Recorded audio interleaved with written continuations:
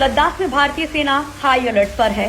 भारत चीन बॉर्डर के पास चीनी एयरफोर्स के मूवमेंट में तेजी दिखी है। इसी के बाद भारतीय वायुसेना ने अपने फॉरवर्ड बेसिस पर एयरक्राफ्ट को मूव कराया है। भारत साफ कर चुका है कि चीन एलएसी पर उन जगहों से अपने कदम वापस खींचे जिसे लेकर दोनों देशों के मत अलग अलग हैं। भारत इस इलाके में अप्रैल से पहली वाली स्थिति चाहता है। पैंगोंग लेक में भी चीन ने तगड़ी घुसपैठ की है। झील के उत्तरी किनारे पर फिंगर 4 से 8 के बीच चीनियों ने डिफेंस स्ट्रक्चर और बंकर तक तैयार कर लिए हैं, जिसकी वजह से वायुसेना ने इस इलाके में अपनी गश्त बढ़ा दी है। इतना ही नहीं, चीनी सेना की चालबाजी का माकूल जवाब देने के लिए एलएसी पर भारतीय वायुसेना के लड़ाकू विमान एक एक हरकत पर नजर जमाए हुए हैं।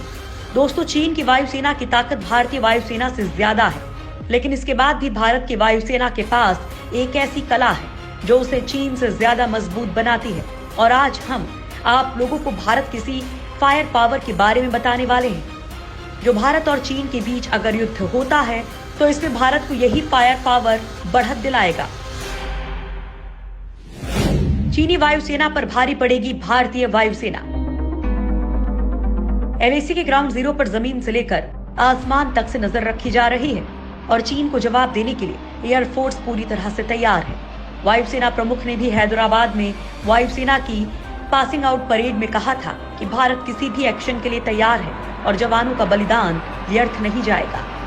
और सरहद पर चीन को करारा जवाब देने के लिए वायुसेना ने मिराज 2000 हो या सुखोई, अपाचे हेलीकॉप्टर हो या फिर चिनूक, सबको तैनात कर दिया है। इनका निशाना अचूक है और किसी भी समय चीन पर हमला कर उसे पीछे हटने पर मजबूर कर सकते हैं। भारतीय वायुसेना न केवल तिब्बत पर चीनी हवाई गतिविधि की निगरानी कर रही है, बल्कि इसने लद्दाख में कई स्थानों पर चीनी घुसपैठ की रिपोर्ट्स के बाद लड़ाकू हवाई गश्त भी तेज कर दी है। ऐसे में जानना जरूरी है कि अगर विपरीत परिस्थिति बनती है तो भारत और चीन की वायु शक्ति कितनी है और कौन किस पर भारी पड़ सकता है। भारतीय वायुसेना चीन को किसी भी हालत में चौंका सकती है, क्योंकि भारतीय वायुसेना के पास ऊंचाई पर उड़ान भरने का जबरदस्त अनुभव है। पहाड़ी इलाकों में युद्ध लड़ने में वायुसेना बेहतरीन। चीन से निपटने के लिए भारत ने Sukhoi 30 MKI, Mirage 2000 Jaguar fighter jets को एडवांस पोजीशन में तैनात कर दिया है, जहां से वे तुरंत उड़ान भर सकते हैं। भारतीय सेना के जवानों की मदद के लिए अमेरिकन अपाचे अटैक हेलीकॉप्टर्स को भी तैनात कर दिया है। चिनूक हेलीकॉप्टर्स को भी लेह में तैयार रखा गया है। दरअसल भारतीय वायुसेना पहाड़ी इलाके में युद्ध लड़ने में काफी बेहतरीन मानी जाती है, जबकि चीनी सेना के पास इसका कोई अनुभव नहीं है। पिछले साल ही भारत ने बालाकोट में एयर स्ट्राइक कर अपने सुनर को जता दिया था। चीन से युद्ध के हालात में अपनी एयरबेसों को भी अलर्ट कर दिया है। भारत की पश्चिमी एयर कमांड के पास 75 फाइटर एयरक्राफ्ट हैं और 34 ग्राउंड अटैक एयरक्राफ्ट हैं। ये श्रीनगर, लेह, पठानकोट, आदमपुर और अंबाला में तैनात हैं। केंद्रीय एयर कमांड यानी बरेली, ग्वालियर और गोरखपुर सेक्टर में 94 फाइटर्स एयरक्राफ्ट और 34 ग्राउंड अटैक एयरक्राफ्ट हैं।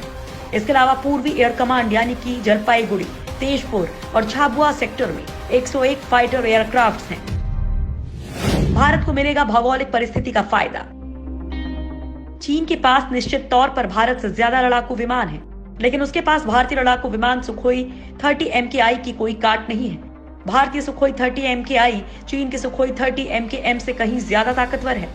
भारतीय सुखोई 30 एक साथ 20 निशाने साध सकता है, जबकि चीनी सुखोई 30 एक बार में बस 2 निशाने साध सकता है। इसके अलावा भारत चीन सीमा की भौगोलिक स्थिति भी भारतीय वायुसेना के पक्ष में है। जंग के हालात में चीनी विमानों को तिब्बत के ऊंचे पठार से उड़ान भरनी होगी, लिहाजा ना तो चीनी विमानों में ज्यादा विस्फोटक लादे जा सकते हैं और ना ही ज्यादा ईंधन भरा जा सकता है। चीन की वायुसेना के पास अपने विमानों में हवा में ईंधन भरने की क्षमता भी काफी कम है। इसके अलावा चीन की पश्चिमी थिएटर कमांड में 157 फाइटर्स एयरक्राफ्ट हैं। एकदम सटीक निशाना लगाने वाले 20 UAV हैं, 12 ग्राउंड अटैक UAV और 8 EA-03 UAV हैं। इसके साथ ही चीन के पास इंटरकॉन्टिनेंटल बैलिस्टिक मिसाइल भी हैं, जिनकी रेंज 11,000 और 7,000 किलोमीटर है। ये भी भारत पर और यहाँ तक कि अमेरिका तक पहुंचने की क्षमता रखती हैं। लेकिन भारत के पास इसकी भी काट है। भारत के पास ब्रह्मोस जैसी सुपरसोनिक मिसाइल है, जो चीन को संभलने का मौका भी नहीं देगी। इसे जमीन और आकाश दोनों से फायर किया जा सकता है। हालांकि अगर चीन से युद्ध होता है तो इन सब की जरूरत शायद ही पड़े। एयर चीफ मार्शल भी इस बात पर मुहर लगा चुके हैं कि थल सेना ही चीन को बॉर्डर पर संभालने के लिए काफी है। हैदराबाद में पासिंग आउट परेड में शामिल होने पहुंचे एयर चीफ मार्शल ने कहा था कि हमारी आर्म फोर्सेस हालात संभालने में सक्षम हैं और हम प्रतिद्वंदी को कोई संदेश नहीं देना चाहते, क्योंकि उससे हमारी क्षमता का अंदाजा है। भारत और चीन की हवाई शक्ति की बात करें तो चीन एक बार में भारतीय एयर डिफेंस का मुकाबला नहीं कर सकता। चीन के पास चौंकाने वाली मारक क्षमता नहीं है और भारत के पास जबरदस्त ऊंचाई पर लड़ाकू विमान और अटैक हेलीकॉप्टर्स को उड़ाने का बेजोड़ अनुभव है। इस मामले में चीन भारत से पीछे नजर आता है। चीन के मुकाबले भारत ने जमीन, हवा और समुद्र में जिस गुप्त तरीके से अपनी शक्ति का बंटवारा किया है, उससे चीन के लिए चीजें मुश्किल हो जाती हैं। जबकि चीन की शक्ति बिखरी हुई है, उसका कई देशों के साथ विवाद चल रहा है, इसलिए वो अपनी पूरी सेना को भारत के सामने खड़ा नहीं कर सकता है, जबकि भारत अपनी पूरी सेना इस इलाके में लगा सकता है। भारत रूस से खरीदेगा सुखोई और मिग-29। चीन से मुकाबले के लिए भारत अपनी शक्ति भी बढ़ाने की तैयारी कर रहा है। सीमा पर पाकिस्तान और चीन की दोहरी चुनौती से निपटने के लिए भारतीय वायुसेना को लड़ाकू विमानों की सख्त जरूरत है।